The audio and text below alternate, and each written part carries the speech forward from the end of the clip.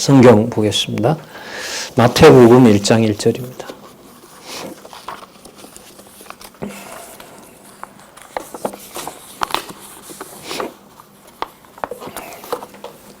마태복음 1장 1절 제가 읽겠습니다. 아브라함과 다윗의 자손 예수 그리스도의 세계라. 또 한 절 보겠습니다. 마가복음 9장 31절입니다. 성경 개론 오늘 준비하자고 했잖아요. 성경 개론 가지고 오신 분은 50페이지에 보면 마가복음 요절이 나와 있죠. 요절 4개를 볼 거기 때문에 참조하시기 바라고요. 성경 가지고 계신 분은 마가복음 9장 31절 보도록 하겠습니다.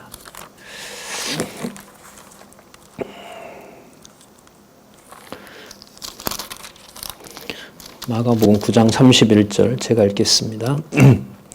이는 제자들을 가르치시며 또 인자가 사람들의 손에 넘기워 죽임을 당하고 죽은 지 3일 만에 살아나리라는 것을 말씀하시는 연고더라.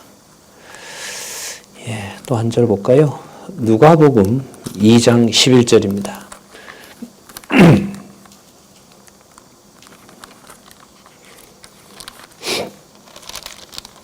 누가복음 2장 11절입니다. 오늘날 다윗의 동네에 너희를 위하여 구주가 나셨으니 곧 그리스도 주시니라. 자, 마지막 한 절 더 볼까요? 요한복음 16장 28절입니다. 요한복음 16장 28절입니다.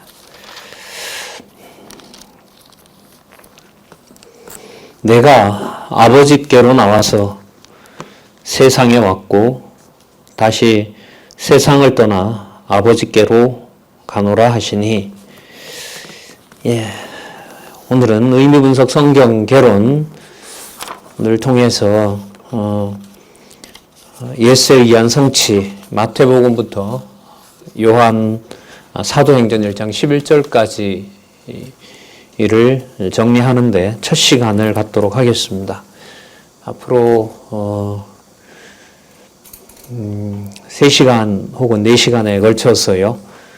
마태복음부터 사도행전 1장 11절까지를 예수에 의한 성취에서 그 예수가 누구이신지 또 그분이 바로 그리스도이심을 성취하신다는 사실을 주제에 따라서 다시 한번 좀 묶어보는 시간을 갖도록 하겠습니다. 여러분들과 저한테 이제 과제가 있는데요. 뭐냐면 물론 마치면서 사도행전 1장 12절부터 성령에 의한 성취, 주어가 성령께서라고 하는 진리의 말씀이 시작되는 사도행전 1장 12절부터 요한계시록까지 할 거거든요.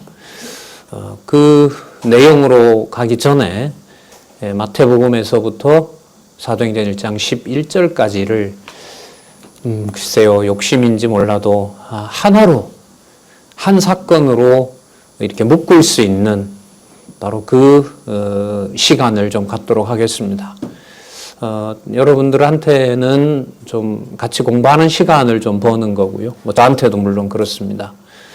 하지만 이제 쉽지 않은 것이 이제 마태복음은 마태복음의 기록 목적이 있고 마가복음, 그 다음에 누가복음, 요한복음 각각의 목적이 있기 때문에 성경 본문을 읽어 나가실 때 또 강론집을 참조하실 때 좀 면밀한 검토가 좀 필요합니다. 이게 들어서 될 일이 아니고 이제 이 시간은 신학교 시간 강의로 보면은 한 학기가 부족할 수도 있습니다. 왜냐하면 마태, 마가, 누가, 요한을 다 이렇게 비교 분석하고 또 종합하고 이렇게 하려면은요. 그렇게까지는 하지 않더라도 우리가 사도행전 1장 12절부터 성경에 의한 성취 부분에서 예를 들면 예수 그리스도, 주 예수 그리스도, 주 그리스도 이런 말씀이 나올 때 적어도 마태, 마가, 누가, 요한에 주로 나타났던 바로 그러한 의미들을 바탕으로 공부를 해가자는 뜻에서 그렇게 말씀을 드리는 겁니다. 그래서 요한 복음을 지난번에 우리가 마쳤는데요. 가장 가까이 있었던 요한 복음에 나타난 주제들을 좀 신경을 쓰면서 마태, 마가, 누가를 좀 같이 살펴봤으면 좋겠습니다. 교재를 우리가 좀 보면은요, 조금 전에 이제 요절은 좀 이따 설명할 거고요.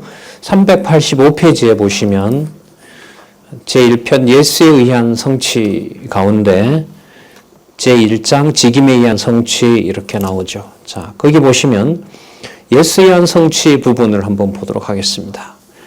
여러분 여기서 이제 예수 이러면 우리가 얼마 전에 배웠던 게 뭐냐 하면 뭐에 의한 성취죠?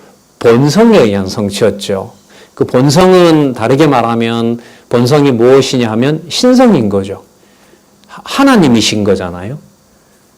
그러면 이 사도행전 1장 11절까지 나타난 예수에 의한 성취라고 했을 때 이 예수를 머릿속에 어느 정도 이게 그려져야 되는 거죠. 가장 최근에 했던 것으로 보면 이제 저랑 같이 공부한 걸로 보면 요한복음이죠. 본성에 의한 성취인 거고요. 지금 공부하고 계신 분 가운데 혹시나 누가복음을 공부하고 계신 분이 개인적으로 이제 있고 또 함께 우리가 요한복음을 했다면 그분 같으면 누가복음과 누가복음에 나타난 사역 있잖아요. 사역에 의한 성취니까 사역을 중심으로 한 예수님의 의미가 있겠죠. 그리고 함께 공부한 걸로 보면 본성에 의한 성취에서 그분이 하나님이시라는 게 있고요. 만약에 어떤 분이 지금 마태복음을 공부하신다고 하면 그걸 듣고 공부하시고 또 누구한테 지금 강론하고 계신다고 하는 또 다른 우리 동역자가 계시다면은 그분에게는 직임에 의한 성취를 중심으로 한 예수가 있겠죠. 그리고 또 다른 분은 마가복음을 가지고 지금 소개를 합니다. 그러면 매 성경의 본문부터 뭐가 나오냐면 예수께서라고 하는 게 나오잖아요. 그분은 신분에 의한 성취 내용을 가지고 있는 거죠. 예. 욕심 같아서는 이제 매번 여러분들한테 소개를 드릴 때 저 같은 사람은 마태, 마가, 누가, 요한을 그냥 계속 읽고 싶은 게 이제 제 욕심인 거죠. 제 바람은. 다음 주에 또 할 거 아니에요? 그러면 오늘 예를 들면 다 한 번 읽고 오고 싶었는데 못 읽었어요, 사실 제가. 근데 이제 이렇게 되면 제 바람은 다음에 이제 여러분들한테 말씀을 드리게 된다고 할 때 저는 마태복음부터 사도행전 1장 11절까지를 계속해서 그 본문을 중심으로 해서 읽어오겠죠. 그리고 머릿속에 그 내용들을 구조화시키겠죠. 또 강론집에 나타난 또 여러 헬라어라든지 또 그 해석 부분들이 투명하지 않은 부분들에 대해서는 찾아보겠죠. 그렇게 보면 이제 시간이 적은 시간은 아닌 겁니다. 그리고 지금 아까 말씀드린 대로 저희들 함께 공부한 내용은 요한복음에 나타난 본성이 신성이시다. 그분이 하나님이시다는 의미의 예수님의 의미와 그 다음에 이분이 뒤로 한번 가볼까요? 누가복음 같으면은 사역에 의한 성취인데 그때 누가복음 하면서 강조를 드렸던 게 뭐냐 하면 누가복음부터 이 사역은 땅에 있는 사역이 아니라 무게가 어디로 갑니다? 하늘로 갑니다. 그게 요한복음으로부터 시작하는 태초의 말씀으로 갑니다라는 겁니다. 자, 그 앞으로 또 가면 마가복음은 뭐냐 하면 이분이 마리아와 요셉의 아들이 아니라는 거죠. 이분이 누구냐 하면 하나님의 아들의 신분이라는 겁니다. 그러니까 모든 마가복음에 나타난 기록들은 그 모든 활동들을 누구의 아들로 보는 거죠. 하나님 아들. 신분이 누구냐? 신분이 누구냐? 여러분 당신 신분이 뭐냐라고 했을 때 세상에서 말하는 그런 신분을 조금은 참조할 수 있어도 신분의 참 의미는 사실 성경을 통해서 우리가 정립을 해야 되는 거죠. 여러분 당신 신분이 뭐냐? 교회에서 물으면 목사다, 장로다, 집사다, 교회학교 교사다. 이렇게 이제 예를 들면 얘기를 한다고 했을 때 그런 것들이 무슨 직급이 아니라 진리의 말씀과 관련한 토대를 가지고 있느냐라는 것은 그 사람이 하나님을 얼마만큼 알고 있느냐가 결정하겠죠. 그러면 그 하나님께서 여호와인 하나님께서 약속하신 대로 오신 그리스도를 어떻게 알고 있느냐가 내가 교회 생활을 하는 하나님의 자녀로서 내 신분도 알게 되는 거죠. 예. 그러니까 생각의 모든 원천이 성경이어야 된다는 말은 성경에 나타난 용어가 하나님 살아계신 것을 확증한 결과로서 하나님의 교회를 보는 거죠. 지체들을 보는 거고. 자, 다시 돌아오면 마태복음은 여러분들 아시는 대로 삼직과 관련되어 있죠. 전통시간에 삼중직이라고 보통 얘기를 하죠. 떨어뜨리지 않기 위해서 보통 그렇게들 부릅니다. 선지직, 왕직, 제사직 이렇게 직임을 중심으로 나타난 부분들입니다. 그래서 이번 기회에 올해는 하지 않으려고 합니다. 3시간에서 많게는 4시간 정도 여러분들과 같이 지금 여기 385페이지에 나타난 예수에 의한 성취라고 했을 때 그 다음 단락에 나오죠. 마태복음부터 사도행전 1장 11절은 예수께서 자신에 의한 성취 섭리를 이 말도 이제 쉽지는 않아요. 그럼 예수님이 자신에 의한 성취를 섭리했다는 거거든요. 이 말은 마태복음부터 사도행전 1장 11절까지 주어가 누구라는 거죠? 지금 여기 나오는 것처럼 예수께서라는 게 주어가 된다는 거예요. 이것도 여러분 쉽지가 않죠. 어떤 문장에 바리새인이 나오고 사두개인이 나오고 뭐 니고데모가 나오고 베드로가 나오고 하면 그 문장의 주어는 누구냐 하면 바로 그 사람들이에요. 그걸 문법적 주어라고 얘기를 하잖아요. 그런데 지금 의미분석 성경개론에서 주어는 누구냐 하면 예수께서예요. 예수께서 자신에 의한, 그럼 이때 자신은 그 정체가 누구냐 하면 마태복음에서부터 사도행전 전체인 거예요. 그걸 크게 4가지로 나누면 그 다음인 거죠. 직임, 신분, 사역, 그 다음 본성 이렇게 나와 있습니다. 자, 그 다음 문장 다시 볼게요.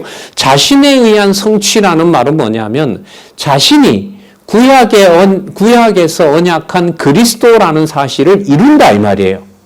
이룬다라는 거예요. 그럼 이루는 것이 베드로에게 물어보고 이루는 것처럼 보이는 것도 있고요. 세례 요한이 대신 말해주는 것도 있습니다. 하지만 그건 다 지엽적인 거예요. 본래는 뭐냐면 거기 나와 있는 대로 자신에 의한 성취, 자신이 메시아라는 성취를 누가 주관해 가신다는 걸까요? 예수께서 하신다는 거예요. 예수님 자신이 하신다는 거예요.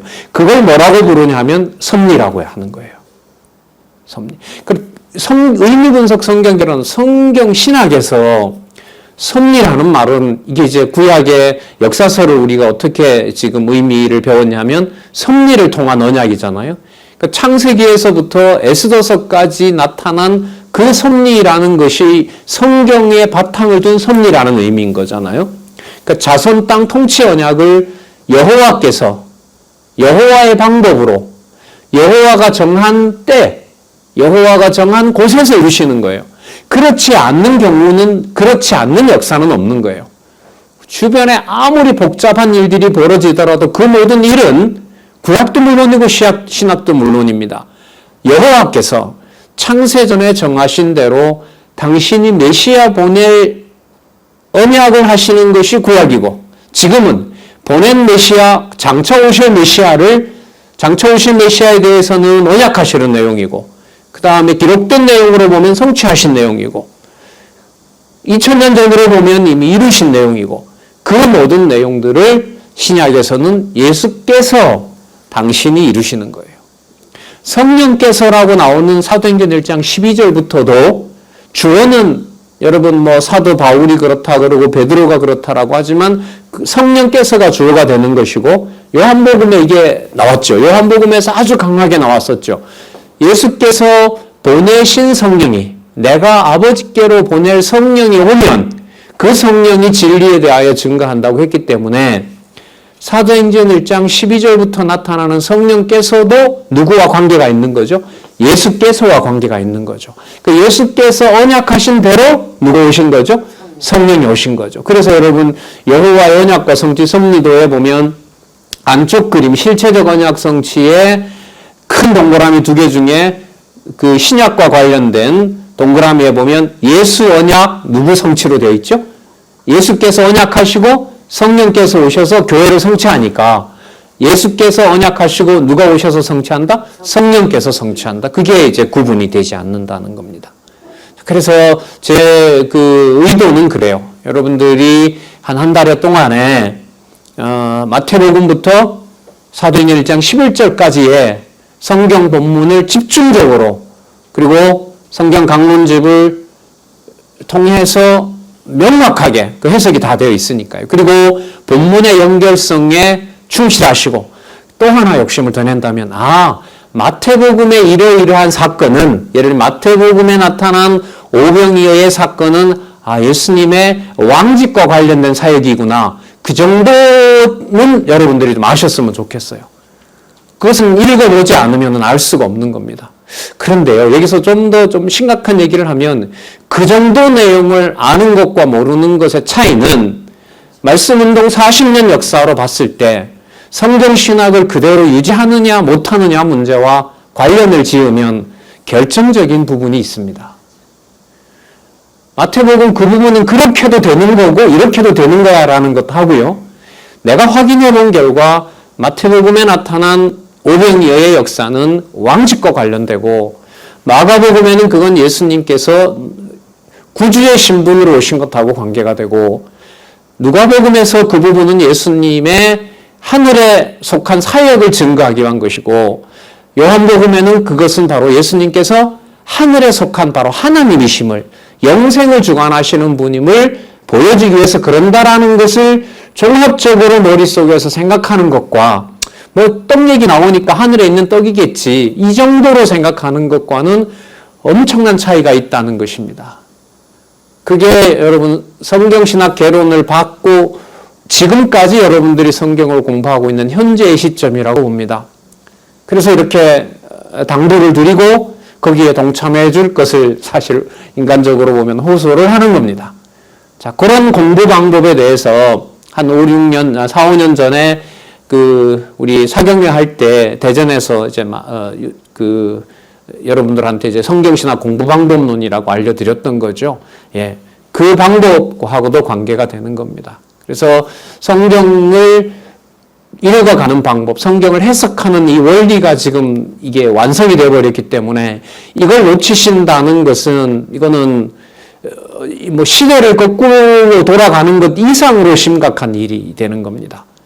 그래서 좀 심각하게 받아들이시고 우리가 성경을 공부하는 그 시간이 그냥 성경 본문 몇 구절 읽는 그런 걸로 생각을 하지 마셨으면 좋겠습니다. 인간적으로 좀 말씀드리면 나고자 됩니다. 나온 결과물로 보면 나고자 돼요. 다 사실 인간적인 얘기죠. 다 넘어지게 하고 세우게 하는 분이 하나님이시기 때문에 하지만 지금 드러난 역사로 본다면 또 드러난 또 증명된 문헌으로 본다면 그 문헌에 충실하는 것과 안 하는 것의 차이는 너무 크다는 사실을 또 한번 강조를 드립니다. 자, 그러면 우리 마태복음 9절로 가기 전에요. 조금 전에 읽었던 그 요절들을 좀 중심으로 한번 간단하게 정리를 좀 하도록 할게요. 아까 마태복음에서는 아브라함과 다윗의 자손 예수 그리스도의 세계라고 나왔죠. 자, 여기 보면 예수를 누구로 소개합니까? 그리스도로 소개를 하는 겁니다. 그리고 앞부분에 나타난 그 수식어는 아브라함이라고 얘기를 하죠. 아브라함과 다윗의 자손 예수 그리스도입니다. 그러니까 아담이 아니라 누구부터 소개를 해요? 아브라함부터 여기서는 소개를 하고 있죠. 하지만 우리는 구약을 통해서 역대기 1장 1절에 누구 이름이 나오죠? 아담이 나온다는 사실을 우리는 잘 알고 있죠. 또 요한복음에서 우리는 이미 어떤 정보를 가지고 있죠? 아브라함 이후에 나타나는 예수님은 혈통을 통해서 이 땅에 오신 분이고 성육신 하신 분이고 요한복음 내에서 우리가 가지고 있는 정보는 아브라함보다 뭐한 분이다? 앞선 분이다. 아브라함보다 내가 먼저 있었다고 하니까 유대인들이 어떻게 합니까? 돌을 들어 치려고 하는 거잖아요. 예를 들면 이게 본문에 있어야 여기 마태복음을 읽을 때 마태복음 1장 1절 아브라함이라는 걸 읽을 때 이 아브라함 다음에 예수님이 오는 것도 맞죠. 족보에서 증명을 하니까. 하지만 요한복음 내용을 가지고 있다는 말은 동시에 그 아브라함보다가 인간적으로 먼저 있었던 창세전에 먼저 있었던 로고스인 누구를? 예수님을 여기서 생각하게 되는 거예요. 그러면 혈통을 보면서도 생각은 어디에 가 있는 거죠? 하늘에 속한 바로 하나님이라는 사실을 동시에 생각하는 것이 굉장히 중요한 겁니다. 그러면 하늘에 속한 것을 생각을 하잖아요. 그러면 누가복음의 사역을 볼 때도 이 땅에 온 아브라함과 다윗의 자손 예수가 아니라 어디에 속한 분? 하늘에 속한 분. 그러면 주어를 예수께서라고 했을 때 그 예수께서를 단지 이 땅에 온 나사렛 예수로 생각하지 않게 돼요.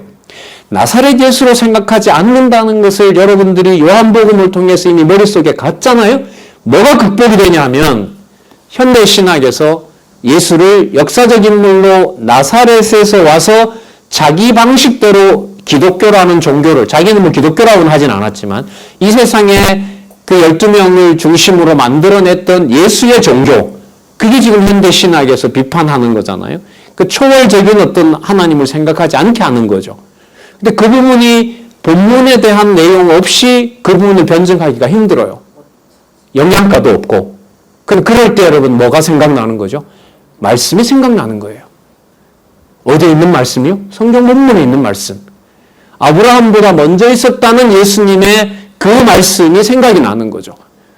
그러면 나사렛에서 활동하시고 베들레헴에서 태어나시고 나사렛에서 활동을 주로 하고 갈릴리 바다를 중심으로 활동했던 그 역사적 예수도 인정하고 그 예수가 바로 요한복음으로 가면 누구라는 거예요? 하나님이라는 것도 동시에 여러분들과 저에게 믿어지는 거예요. 그러니까 말은 통일성이라고 했는데 예수님이라는 말이 나왔을 때는 뭐 병 고치는 정도 아니면 뭐 제자들과 어떤 일을 했던 정도. 그러니까 말은 통일성이라고 하는데 머릿속에 생각나는 예수님은 다 분산이 되어 있는 거예요. 그리고 이런 훈련들을 이제까지 하지 않았어요.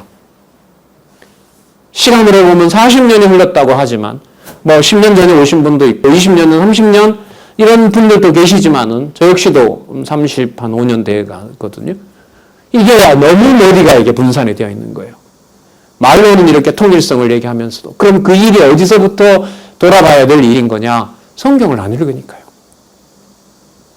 준비할 때 강론할 때나 좀 보고 덮어놨다가 또 강론에 임박해서 한 2, 3일 동안 보고 이게 어떻게 보면 이렇게 전달하는 사람의 습관이 되다 보니까 내 양식으로 자리 잡는다는 것은 이거는 너무나 큰 아쉬움이 있었다는 거죠.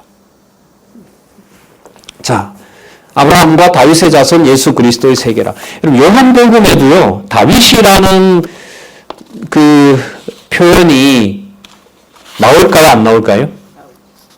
많이는 나오지 않는데요. 제가 한번 찾아봤어요. 자, 요한복음 7장 42절에 보면 성경에 이르기를 그리스도는 다윗의 씨로 또 다윗이 살던 마을 베들레헴에서 나오리라 하지 아니하였느냐. 이거는 어떤 맥락이냐 하면 예수님께서 어디 출신인 줄 알고 있죠. 사람들이 전부 다. 나사렛 출신인 줄 알고 있잖아요. 나사렛에서 전부 다 이제 어렸을 때부터 같이 생활했기 때문에. 그런데 메시아는 어디에 오게 되어 있죠? 베들레헴에 태어나게 되어 있어요. 근데 예수님은 실제로 어디서 태어났어요? 베들레헴에서 태어난 게 맞죠. 그러니까 이걸 요한복음 8장 같으면 이제 하늘에서 오신 분이고 당신의 생명과 구주로 이 세상에 오신 분임을 증거하는 내용이거든요. 그러면 자, 주어를 넣어볼게요.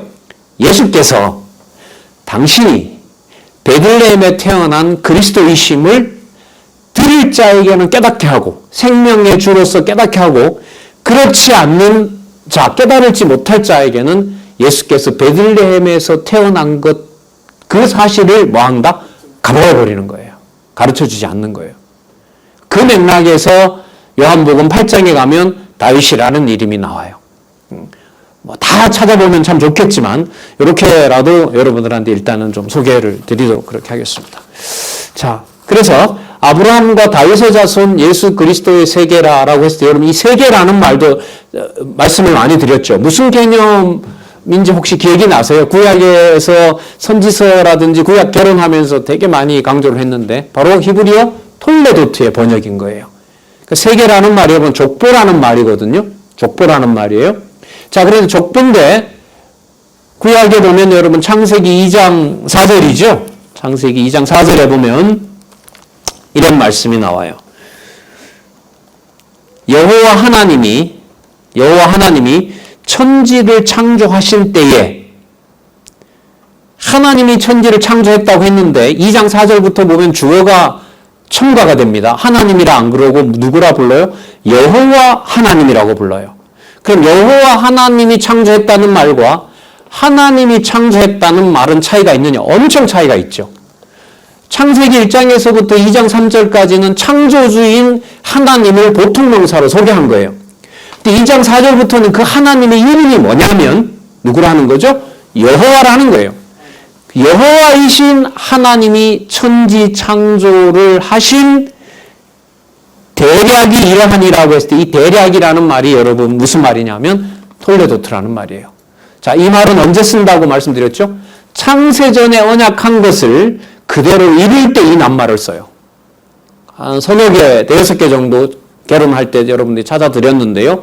자, 이 개념하고 무슨 개념하고 연결이 되냐면 아브라함과 다윗의 자손 예수 그리스도의 세계라는 말하고 관계돼요. 그럼 이때 이 족보는 단지 여러분 사람의 족보만 얘기하는 걸까요? 그 이상일까요? 그 이상이 어떤 거냐 하면 창세기 여러분 2장 4절을 옆에다 메모하시면 돼요. 세계라고 하는 이 개념 옆에다가 창세기 2장 4절 대략이라는 말의 의미, 톨레도트라는 의미와 연관을 시키면 됩니다. 자, 그럼 이게 얼마나 어마어마한 얘기인지 한번 보세요. 아브라함과 다윗의 자손 예수 그리스도의 세계라고 하는 것이 단지 족보 얘기가 아니라 창세기 2장 4절로 보면 하나님께서 첫날부터 시작해서 여섯째 날까지 어디를 만드신 천지를 창조하신 것까지 에덴 동산도 물론 들어가죠. 에덴 동산에 아담과 하와를 창조한 것까지 다 들어갑니다. 그러니까 첫 인류를 창조한 모든 사건들을 어디에 근거해서 이루셨다? 창세전 언약에 근거해서 창세전 영원한 작정에 근거해서 이루셨다는 말이 바로 어떤 말이에요? 여호와 하나님이 창조하신 창조의 대략이 이러하니라는 말씀과 마태복음 1장 1절에 나오는 아브라함과 다윗의 자손 예수 그리스도의 세계라는 말하고 의미가 같은 거예요. 그럼 여러분 여기에서 의미상의 주어는 누가 되는 거죠? 예수께서라고 되는 거고요. 전체 주어는 누가 되는 거죠? 여호와 계시가 되는 거죠. 여호와 계시가 되는 거예요. 그럼 이때 예수를 아까 우리가 살펴봤었죠? 지난번까지 배웠던 본성을 염두에 둔다면 땅에 일어나는 아브라함과 다윗의 후손으로 온 분이지만 요한복음의 정도 때문에 이분은 누구이시다? 창세전 하늘을 만드신 요한복음 1장에 나오죠. 그로 말미암아 모든 만물이 창조되었다고 했기 때문에 어디에 속한 분? 하늘에 속한 분. 태초에 계신 로고스인 분. 창세기 2장 4절에 창조주가 되시는 분. 그 생각을 가지고 마태복음 1장을 보는 것과 요한복음에 의존해서 근거해서 그냥 다윗의 족보를 따라서 아브라함의 족보를 따라서 이 땅에 오신 바로 메시아로 보는 것과의 생각의 차이는 엄청나다는 겁니다. 더 나아가서 성경의 의미 분석 중심으로 하나의 논리적 인관성을 가지고 그 체계가 완벽한 하나님의 말씀으로 확증하는 데 있어서는 앞부분에 공부했던 요한복음의 신성을 바탕으로 이 마태복음을 보는 것과의 차이는 어마어마하게 큰 겁니다. 그 실질적인 연습들을 여러분들과 저는 그동안 그냥 강론하는 사람들, 주로 목사님들이겠죠. 그런 분들, 그렇게 공부하는 분들, 그런 분들만 그렇게 성경을 꼼꼼하게 보는 것이지 그냥 우리는 듣는 대로 말하는 대로 듣기만 하면 돼. 여러분 이게 인간적으로 보면 너무너무 아쉽고 이거는 인간적으로요. 반드시 개혁되어야 될 하나님께서 개혁해 주셔야 될 교육의 부분입니다. 성경 교육의 실질적인 부분이 여러분들에게는 또 저에게는 이게 과제로 남아 있습니다. 다음 세대들이 성경 교육에 따라오느냐 따라오지 않느냐라는 것은 얼마나 빨리 성경을 자기 스스로 봐나가느냐 그게 바로 거울이라고 보시면 돼요. 근데 나도 해본 적이 없는 걸 여러분 그 다음 세대가 하기를 바라는 건 별로 좋은 세대는 아니죠. 적어도 준비가 되어 있고 강요는 아니지만 뭐라고 물을 때 아니다. 성경은 그렇게 보는 게 아니다. 성경을 할머니, 할아버지가 봤을 때 이렇게 보는 것이 성경을 하나님의 말씀으로 보는 것이다. 그렇게 그 말을 전할 때가 됐을 때 선명하게 전해주는 거죠. 그래서 보고 안 읽으면 안 된다. 읽더라도 하나님이 깨닫게 해야 된다. 여러분 그게 다 아니에요? 진짜 읽었으면 좋겠다. 훌륭하신 선배가 연구를 다 해놨다. 안내할 모든 강의도 되어 있었다. 먹었으면 좋겠다. 먹되 이렇게 먹도록 해라. 이렇게 읽어주는 것이 여러분들과 제가 다 원하는 바가 아니겠습니까?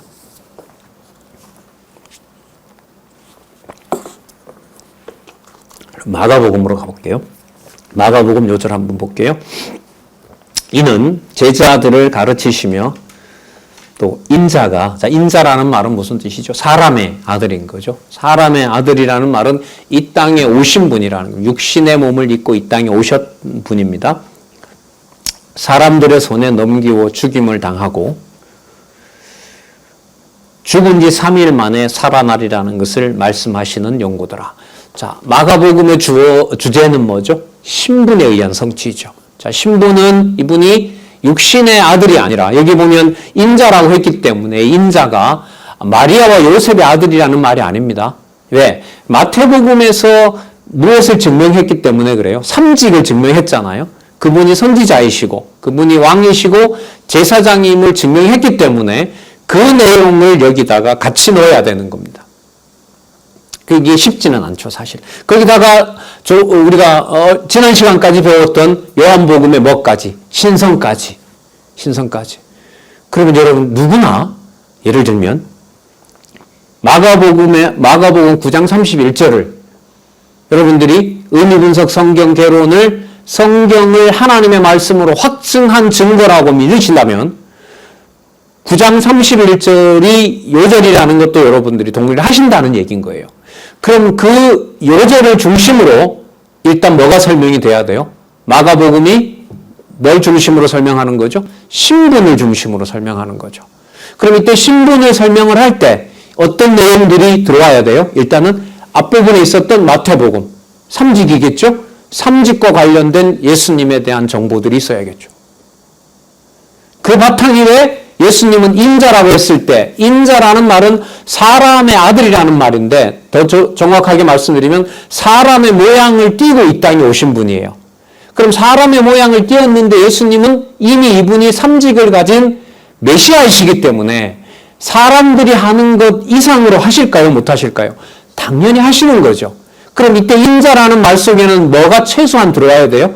선지직, 왕직, 제사장직이 이미 여기 들어와야 되는 거예요. 그럼 인자라는 말씀은 그러면 누구의 단순한 아들이 아니다. 마리아와 요셉, 갈릴리 출신의 마리아와 요셉의 아들 이상이다. 이렇게 되는 거죠. 왜? 여기서 멋지게 증명이 되는 거예요. 마태복음에 의하면 이분은 삼직을 가진 메시아이기 때문에. 이 말을 역사적으로 못했다니까요, 여러분. 이런 연결 공부가 없었다니까요. 이게 성경신학에서 확증을 해줬다니까요. 40년 전부터. 하지만 우리는 남의 일처럼 일어났다는 겁니다. 여러분, 사실 그렇잖아요. 여러분, 제가 열심히 공부하는 거하고, 그래서 여러분들에게 전달하는 것하고, 여러분들은 그냥 그거 듣기만 하고 내 것으로 되지 않는다는 거 이제 너무나 잘 아시잖아요. 그래서 벌써 한 30년 전에 나온 얘기지만, 신학의 대중화는 딴 얘기가 아니에요. 누구나 다 알고 믿는 것이 하나 되는 거. 알고 믿는 것이 하나가 되려면 성경의 정보 내용도 어떻게 돼야 돼요? 달라야 돼요? 같아야 돼요? 같아야 되는 거죠. 같아야 되는 거예요. 그 같아라는 것에 대한 분량도 우리가 정하는 건 아니에요. 그것도 성령께서 깨닫게 하는 만큼. 하지만 성경 본문이 없는 상태에서 자기의 어떤 신앙을 스스로 이렇게 알아볼 수 있게 하는 방법은 없어요. 밤에 무슨 계시를 받으면 몰라도 잘 때. 그런 건 우리가 부정하잖아요. 그런 직접 계시설은 우리가 성경신학에서 부정하기 때문에. 자, 그래서 여기서 인자라는 말씀은 이미 뭐가 들어온다? 삼직이 들어온다. 그러면 지난 시간에 마쳤던 뭐까지 들어오면 본성에 의한 성취 누구라는 것까지 들어오면 하나님이라는 것까지 들어오면 무슨 말이 여러분 여기서 성립하나 보세요. 삼직을 가진 메시아이시고 이분이 사람의 형태로 이 땅에 오신 인자이므로 마가복음에서 말씀하시는 신분은 이미 이분이 누구의 아들이다? 하나님 아들이시고 지난번 하나님 아들을 본 자는 하나님을 봤다고 하기 때문에 요한복음에 의하면 이분은 누가 된다? 그분 열는 순간 뭐가 다 들어와요. 이 짧은 개념 속에서 마태, 마가, 누가, 요한, 사도행전 11장이 머리에 들어오는 거예요. 성령께서 넣어주시는 거죠. 그러면 마태, 마가, 누가, 요한에서부터 사도행전 11장 내용은 통일성을 누군가가 증명한 것이 아니라 이게 객관적으로 문헌을 통해서도 증명을 해놨지만 여러분들과 저에게도 개념 하나가 정확하게 연결이 됨으로써 성경의 통일성이 어디에서 확증이 되는 거죠? 여러분들의 생각과 영혼에서, 제 생각에서 이게 확증이 되는 거예요. 그런 훈련들을 이제까지 하지 않았죠. 이거 엄청난 일인 거예요. 지금 이 일어나는 일들이 다음에 이 공부를 따라오는 세대들이 성경의 내용에 더욱 충실해서 본문 내용만 가지고는 안 되잖아요. 본문 내용에서 마태복음에 나타난 예수님께서 율법 해석의 문제는 그건 선지식인 거야. 그리고 마가복음에서 예수님 가르치시는 것은 당신이 하나님 아들로서 속죄주의 신분, 선지식의 신분을 하시려고 그 동일한 말씀을 하신 거야. 그건 바로 그분이 하늘에 속한 사역을 하신다는 것을 아들로서 보여준 거야. 그게 아들 사역인 거야. 그리고 아들이 본자는 하나님을 보았다고 했기 때문에 요한복음에 의하면 바로 그분이 누군 거야? 창세전 로고스야. 그러면 여러분 이 내면에서 뭐가 이루어지는 거죠? 성경의 통일성이 여러분들과 제 지성 속에서 하나가 되는 겁니다. 머리 끝에 있는 세포와 발끝에 있는 세포가 뭐가 돼요? 통일이 되는 일이 성경적인 구조에서 일어나는 겁니다. 그렇게 못했던 안타까움과 그것이 안 됐을 때 무슨 일이 벌어지는지를 장안중앙교회 분리 사건에서도 여러분들이 뼈저리게 지금 보고 있는 겁니다.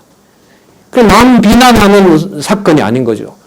제가 한동안 역사 공부가 어려웠던 게 역사적 사건을 읽으면은 잘못한 사람들, 잘한 사람들이 자기는 잘했고 남은 못했다라고 역사를 쓰거든요. 다 그렇게 써요, 역사를.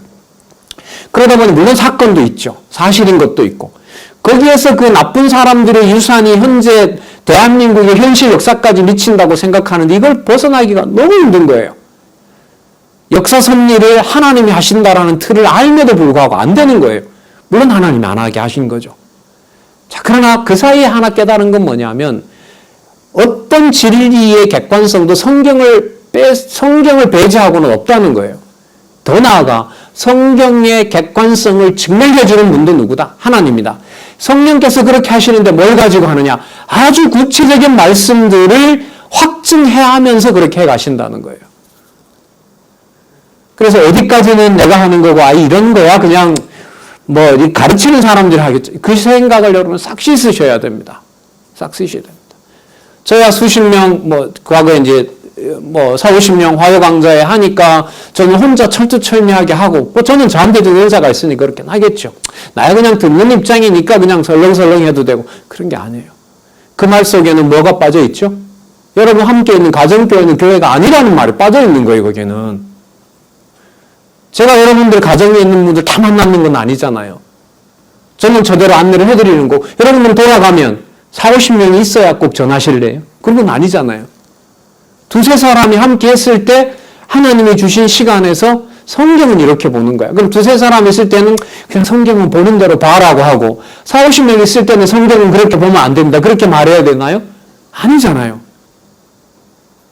그럼 전체가 교회의 본질, 진리의 터를 둔 교회를 세워나가는 일들이 거기에서부터 어떻게 보면 왜곡된 거죠. 세워지지 않는 일이 거기에서부터 벌어진 겁니다. 왜? 주의를 와서 듣고 가는 자리로만 생각을 해버렸기 때문에. 아니에요. 저들의 관심이 이 부분을 진리의 말씀을 하나님께서 깨닫게 하고 동력자들이 이 부분에 얼마만큼 동참하게 될지 어디에서부터요? 가정교회에서부터. 가정교회는 여러분 말씀드렸죠. 혈육이 아닙니다. 먼저 다 죽고 나 혼자 남아서 주위에 있는 집사님, 권사님 아니면 후배 하나가 내 권석일 수 있어요. 왜? 주중에 교회에서 함께 모일 때까지는, 건물에서 함께 모일 때까지는 각자 다 생활하는 구역이 있으니까 뭐도 나오면 좋죠. 그러나 그건 현실적으로 불가능하기 때문에. 하지만 매주 볼 수 있는 강의는 열려 있죠. 그분이 바로 여러분 가정교회 멤버들인 거죠.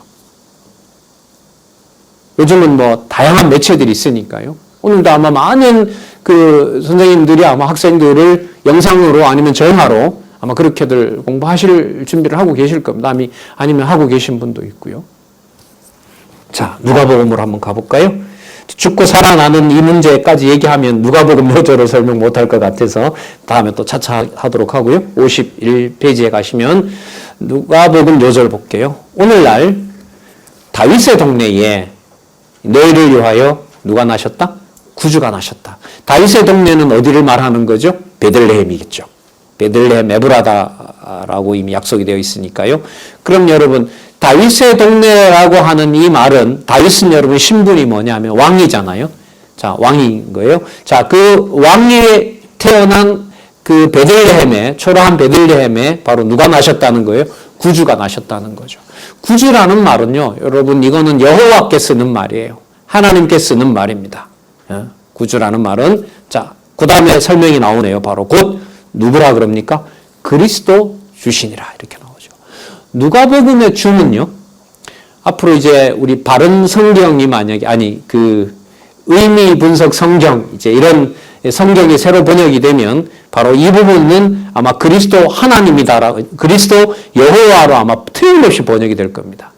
그 그리스도와 신약 성경에서 번역이 살아나야 되는 아주 중요한 부분이 뭐라고 말씀을 드렸었죠? 여호와라고 얘기를 했었죠. 그 성경이 하나가 있긴 있죠. 그 사람들이 잘 안 보는 성경이 있긴 한데, 그건 우리도 지난번에 여러분들에게 그 보여드렸잖아요. 그 이스라엘 사람들은 신약 성경을 자기네 나라 말로 옮길 때 바로 누가복음에 나타난 그리스도 주라고 했을 때 이 주 부분을 다는 아닌데 뭐로 옮기는 부분이 있어요? 여호와라고 옮기는 부분이 있어요. 그러니까 지금 신약 성경에 우리가 보는 개역 성경 그렇지 않지만 현존하는 같은 시대의 신약 성경에 그리스도 주가 아니라 그리스도 뭐라는 번역어가 있다? 여호와라는 성경이 있다는 거. 이건 우리들에게 성경을 신약 성경의 번역이 과제로 남아 있다는 말하고 똑같죠. 안 그렇습니까? 그럼 여호와 계시라고 나와 있는데 애들이 또 자녀들이 봤을 때 신약 성경에 무슨 말이 한마디도 안 나와요? 여호와라는 한마디도 안 나와요. 그럼 이거는 안 맞는 거죠. 이런 사업들이 이제 염원하고 있는 겁니다. 많은 부분들을 강론집에서 이미 번역을 해놓았고요. 자, 어쨌든 다시 또 본문으로 들어가서 볼게요. 그리스도 주시니라. 여러분, 그리스도라는 말은 삼직을 가진 분이에요. 그런데 이 삼직에 관해서는 이미 어디서 확인이 됐죠? 마태복음에서, 직임에 의한 성취에서. 그래서 이분이 누구의 아들이 아니에요? 마리아와 요셉의 아들이 아니고 누구의 아들이죠? 하나님의 아들이심을 마가복음에서 증거했습니다. 마가복음 여러분 1장 1절이 무슨 말씀인지 기억이 나세요 혹시? 마가복음 1장 1절을 볼까요?